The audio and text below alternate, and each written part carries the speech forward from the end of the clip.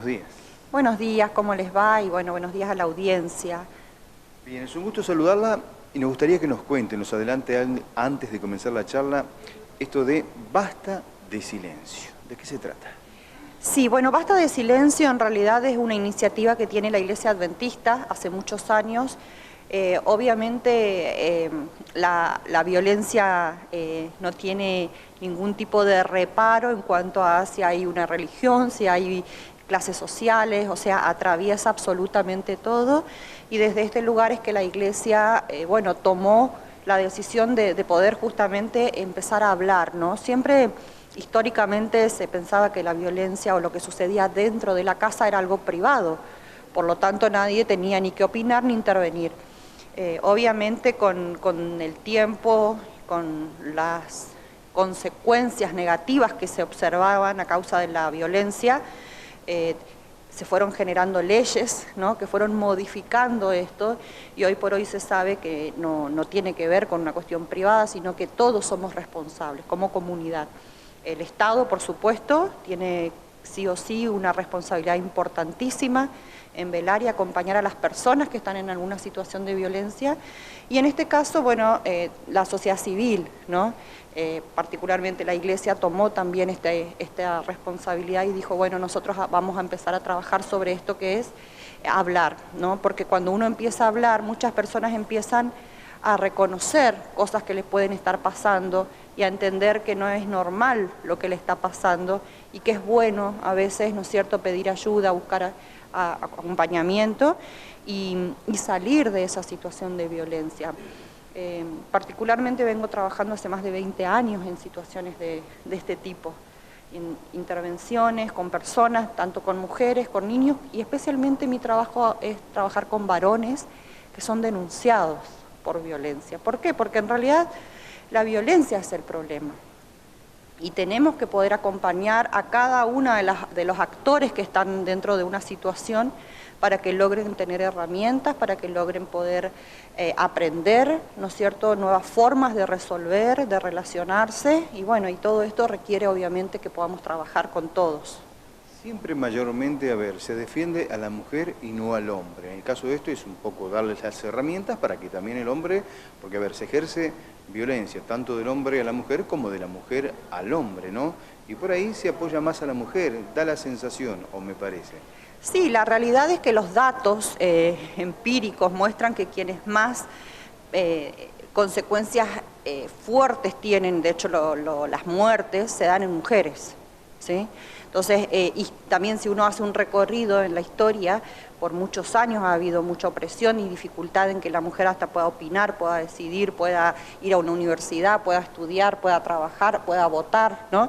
Entonces fueron, digamos, diferentes situaciones que hicieron que por mucho tiempo, bueno, la mujer esté en un lugar que la sociedad la ponía ahí. Hoy eso está cambiando y hay que tener mucho cuidado en que esto no se vaya al otro extremo.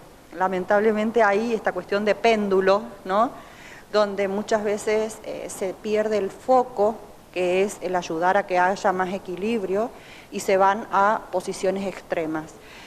Por eso es muy importante que los profesionales que trabajamos en esto, bueno, podamos trabajar dando herramientas a todos, porque vuelvo a decir, entendemos que el problema acá no es ni el hombre ni la mujer, ni ponerlos en contra, sino acompañar a cada uno en cuanto a la posibilidad de desarrollar herramientas distintas para que puedan vivir de una manera más saludable, ¿no?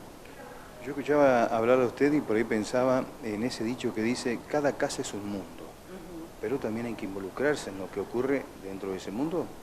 La realidad es que, por eso decía, ¿no es cierto?, hoy ya hay un marco legal que hace que todos nosotros, de alguna forma, seamos también responsables. Esto no significa ir y meternos simplemente para saber y tener curiosidad o desde ese lugar, sino para ver si hay cualquier persona, sea hombre, mujer, niño, adulto mayor, personas con discapacidad, que esté viviendo una situación de riesgo, que haya peligro en cuanto a su integridad. Todos somos responsables y todos debemos actuar frente a una situación así. Cuando hablamos de violencia en la familia, por ejemplo, entre un matrimonio matrimonio, hijos, padre, hijos. ¿Cuál sería dentro del hogar? Ejemplos. Bueno, es una pregunta muy interesante porque muchas veces se interpreta que la violencia es cuando hay agresión física, nada más.